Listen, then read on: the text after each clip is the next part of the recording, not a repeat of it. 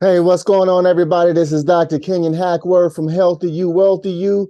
Today, I'm going to talk about the power of compounding. It is something that Albert Einstein called the eighth wonder of the world.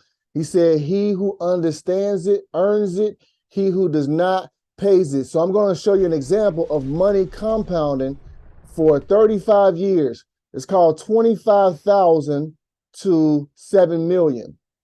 Let me share my screen here.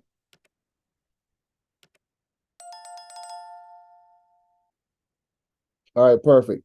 And this is going to take on the account of various companies that were bought and held, $25,000 invested, no rebalancing versus $25,000 invested in an index fund and bought and held for roughly around 35 years.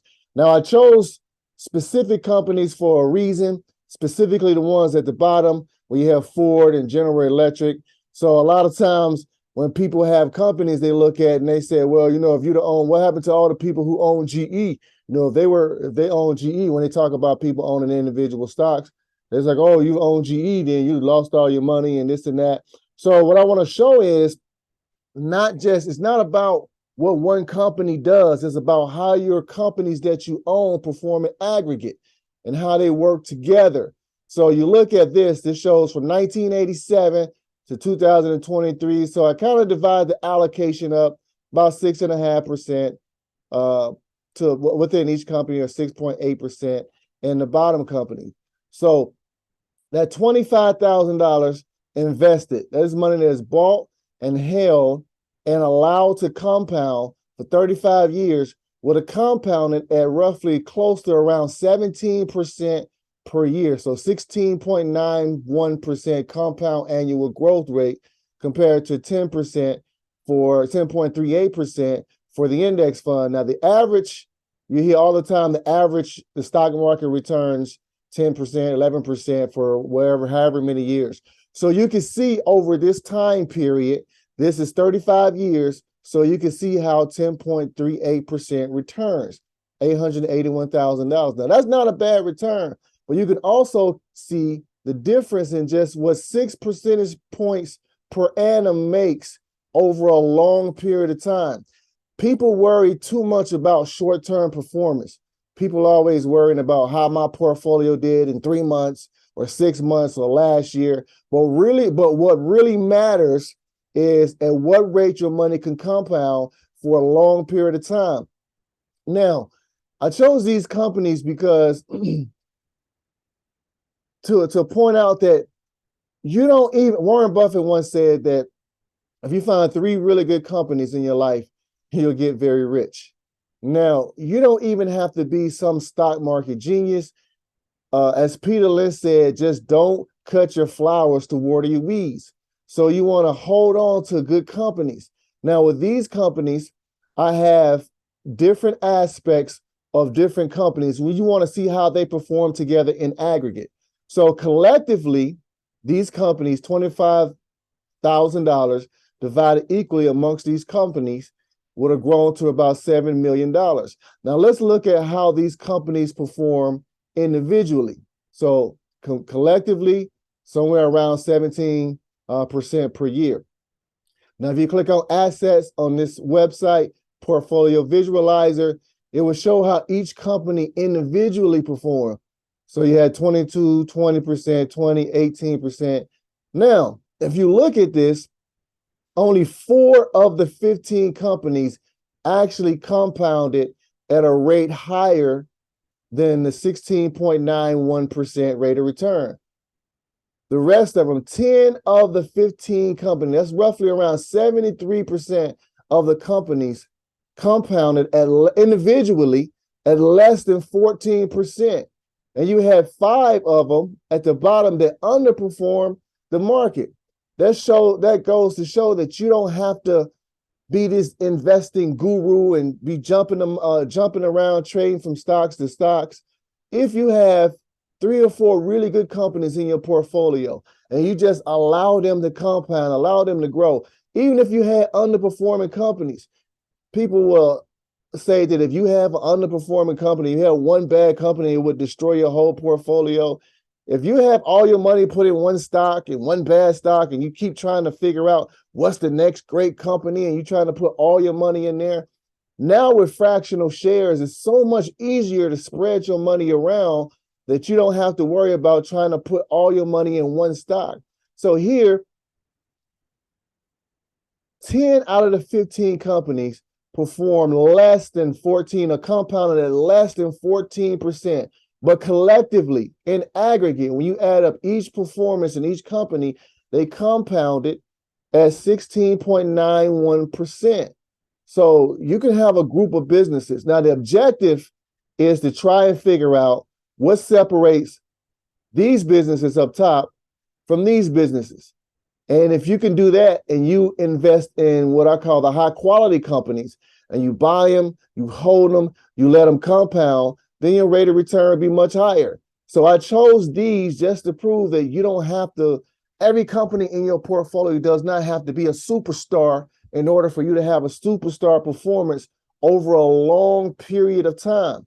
So if you look at the dollar amount, what each company actually grew into, the portfolio return. Now, what would have happened was most people would have been like, oh, we gotta move money around, we gotta rebalance our portfolio. And that's the whole Peter Lynch thing. Don't cut your flowers to water your weeds. So people would have been like, oh, this is growing too much, it's creating too much wealth for my family. So I'm gonna take this money and spread it out to the lesser growing companies. Now, you could have easily done that, or you could just realize that you just leave the money alone and let it compound. Now, I'm not an advocate for just saying if you have underperforming companies, you hold them. But if you don't have the knowledge and well-being to differentiate between the underperformers or the lower companies, and you just own a few really good companies and let them compound, then you will end up with spectacular results over a long period of time. Now, you also look at the aspect of the income component.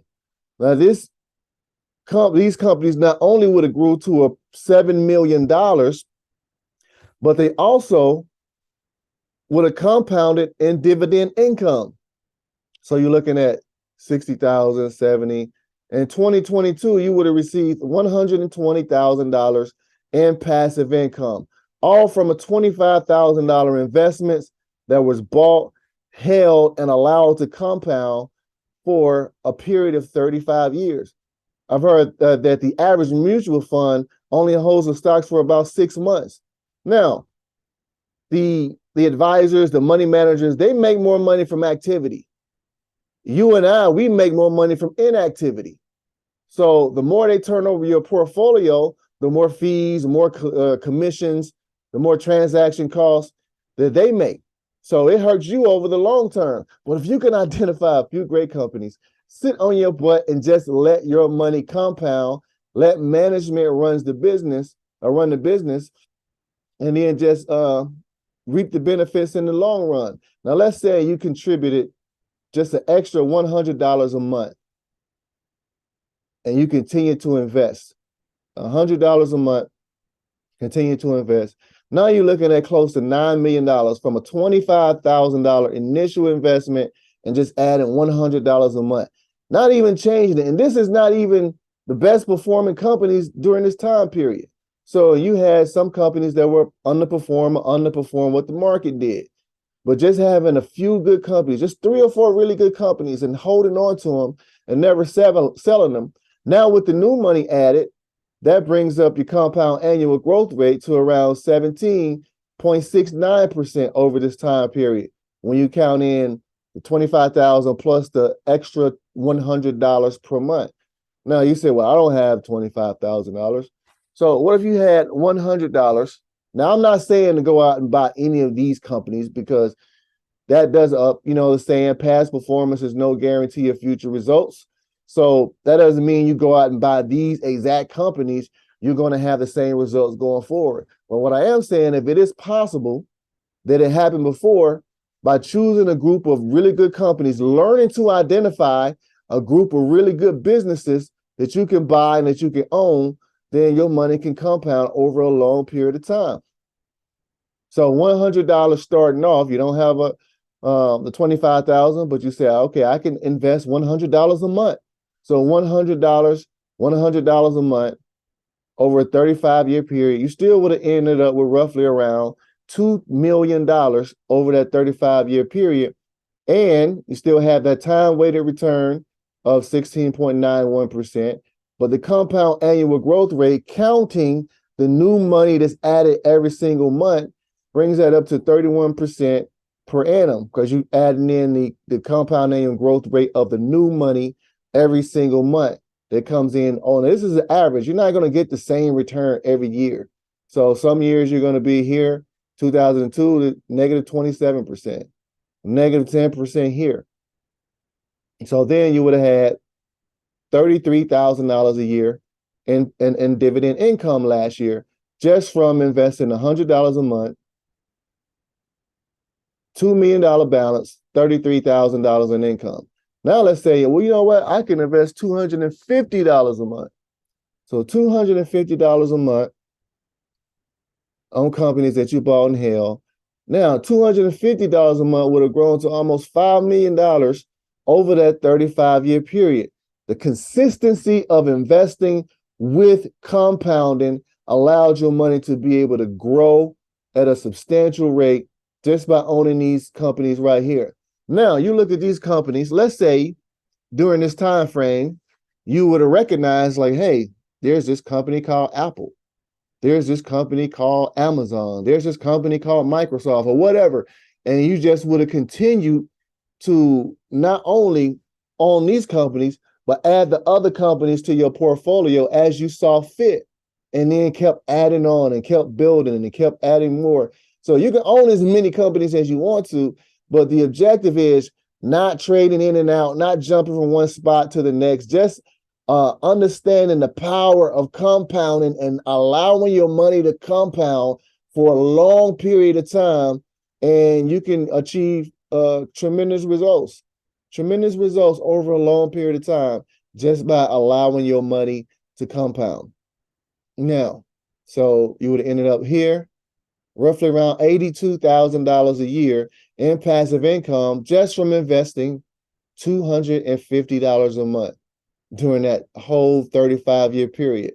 Now, what's interesting is I just brought up Apple and Amazon. Now, if you invested $20,000, that's $10,000 each in Apple and Amazon in the year 2000, which would have been the absolute worst time to invest in Apple and Amazon because it was right at the dot-com era. So in the year 2000, that combination of Apple and Amazon would have returned a negative 75% in the dot-com era. Now, if you'd have just did nothing but held on to it, then it still would have grown. It would have grown to $2 million, compounding at 22.38%. Lord, I wish I had known this stuff earlier. Now, 22.38%. Now, let's say you missed 2000 and all of a sudden 2001, you got a grip of money or something like that. And you invested in 2001, right after the dot-com era, after the dot-com era was over, or not over, but after that big fall in 2000, and then 20,000 in roughly 22 years would have grown to $7.6 million, compounding at 30% a year. 30% a year. And that's in 20 years. I can change the time frame to 23 just to make it 20 years. Doing the same thing, 20,000 would have grown to $7 million, compounding at 34% a year over a 20-year period. These are the possibilities if you can identify good companies to buy, to own. And trust me, I wish I had known this earlier. I would have owned these companies a long time ago. Now, I didn't own Amazon and Apple way back then, but I did own them. I have owned them since 2016, and they have compounded still at 23% per year, which is a rate higher than twice as much as the index. So I will continue to own these companies, and that's the key. And those aren't the only two companies I own, but you buy good companies, you own them, you allow them to compound, you take advantage of what Einstein called the eighth wonder of the world. You don't have to be brilliant. And now because of fractional shares, it's so much easier because if you invest $100 per month, you can easily say, I'm going to spread this out $10 in 10 different companies or $5 into 20 different companies. It's much, much easier to invest and spread your money around to all these different companies. So don't be afraid to own businesses. Don't be afraid. I mean, I know you would have never gotten this results owning mutual funds because of all the compounding fees that suck money out of your account. So learn how to identify good businesses and to own them. Just let them compound. So you can differentiate between these companies and these companies. That's what I look to do. I want to own what I call the best businesses, or what Philip Fisher said, only invest in outstanding businesses and just own them. You don't have to do any extra work. You would have never had to do any extra work. I haven't had to do anything since I first bought Amazon, Apple, but continue to add to it and continue to buy shares and just leave them alone and just let them compound. Let management run the businesses and just benefit. You and your family will benefit long-term over a 20 or 30-year period if you just buy good businesses and leave them alone. And you don't need to pay anybody else to do it for you. You don't. Just learn how to identify the good businesses, invest in them, and let your money compound. All right? The power of compounding, the eighth wonder of the world, is right there for us. And it can help to build wealth for ourselves and for our families. My daughter's starting a whole lot earlier than I am. That's for sure. I wanted to make sure what I did not know early on, I know for them now, so they can experience this power of compounding at a much, much, much early age, and and benefit from it in their 30s and in their 40s. So when they get my age, of the young age of 48, they would be 10 times ahead of where I am right now. All right, so find good businesses. Don't be afraid. Don't let people make you afraid of owning good businesses. Just learn to differentiate a good business from a bad business. It can be done. Own good businesses, let them compound, and then build, and continue to invest consistently over time. All right, take care. I will talk to you soon. The power of compounding, the eighth wonder of the world. All right, have a great day.